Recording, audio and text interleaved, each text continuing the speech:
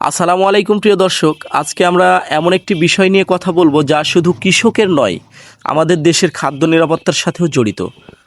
বাংলাদেশে আলু একটি গুরুত্বপূর্ণ ফসল। প্রতি বছর হাজার হাজার কৃষক আশা নিয়ে আলু চাষ করেন, কিন্তু বর্তমানে অনেক কৃষকই বলছেন এভাবে চলতে থাকলে আগামী বছর আর আলু চাষ করব না। কিন্তু কেন এমন কথা বলছেন তারা? চলুন বাস্তবতা দেখি। একজন কৃষক যখন 1 বিঘা জমিতে আলু চাষ করেন, তখন তাকে বীজ কিনতে হয়, সার কিনতে হয়, কীটনাশক দিতে হয়, সেচের খরচ দিতে হয়, শ্রমিকের মজুরি দিতে হয়। সব মিলিয়ে উৎপাদন খরচ অনেক বেড়ে গেছে। কিন্তু সমস্যা হচ্ছে, খরচ বাড়লেও সেই অনুযায়ী কৃষক ন্যায্য দাম পাচ্ছেন না। মাঠ থেকে আলু যখন বিক্রি হয়, তখন অনেক সময় কৃষক এমন দাম পান যা তার উৎপাদন খরচই তুলতে পারে না।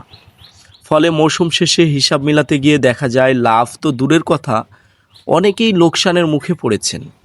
আরেকটি বড় সমস্যা হচ্ছে হিমাগার। অনেক কৃষক ভালো দামের আশায় আলু হিমাগারে সংরক্ষণ করেন, কিন্তু সেখানে ভাড়া দিতে হয়, পরিবহন খরচ দিতে হয়, লোড আনলোডের খরচ দিতে হয়, সেট খরচ দিতে হয়, বস্তা খরচ আছে। সব কিছু মিলিয়ে এরপরে যদি বাজারে কাঙ্ক্ষিত দাম না আসে, তাহলে কৃষকের লাভ কমে যায় এবং লোকসান হয়ে যায়। দর্শক, কৃষকের সবচেয়ে বড় কষ্ট হলো অনিশ্চয়তা। চাষ করার সময় তিনি জানেন না ফসল ওঠার পর দাম কত হবে। কিন্তু আমরা দেখছি যে গত কয়েক বছর থেকেই আলুর দাম কিন্তু খুবই কম যাচ্ছে, হিমাগারেও কম যাচ্ছে, মাঠেও কম যাচ্ছে।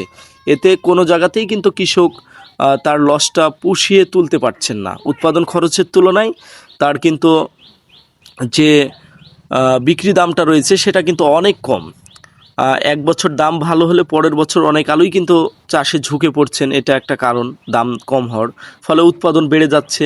আর উৎপাদন বেশি হলে বাজারে কিন্তু দাম কমে যায় স্বাভাবিকভাবেই।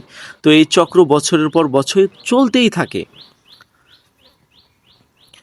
অনেক কৃষক এখন বলছেন এত ঝুঁকি নিয়ে আলু চাষ করার চেয়ে অন্য ফসল চাষ করা কিন্তু অনেক ভালো। কারণ একজন কৃষক শুধু লাভের জন্য চাষ করেন না, তাকে সংসার চালাতে হয়, সন্তানদের পড়াশোনা করতে হয়, ঋণ পরিশোধ করতে হয়। যখন পরিশ্রমের ন্যায্য মূল্য পাওয়া যায় না, তখন স্বাভাবিকভাবেই মানুষ সেই পেশা ছেড়ে দেওয়ার কথা ভাবেন।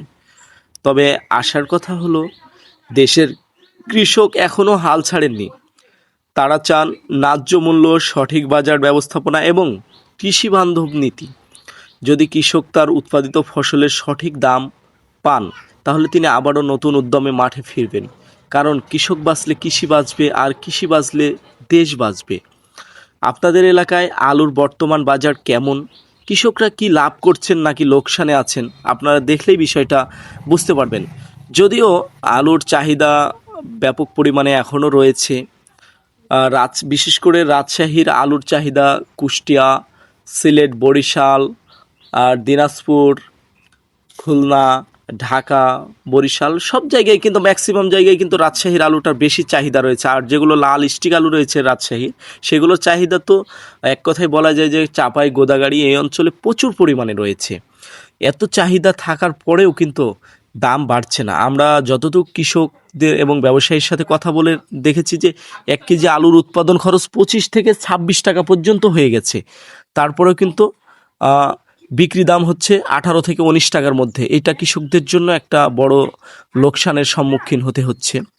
তো আপনাদের মতামত কমেন্টে জানাতে পারেন। আজকের মতো এখানেই শেষ করছি। আপনাদের এলাকায় কি বাজার, কেমন দামে কেনা বেচা হচ্ছে, আমাদেরকে কমেন্ট করে জানাবেন। সবাই ভালো থাকুন, সুস্থ থাকুন। আসসালামু আলাইকুম।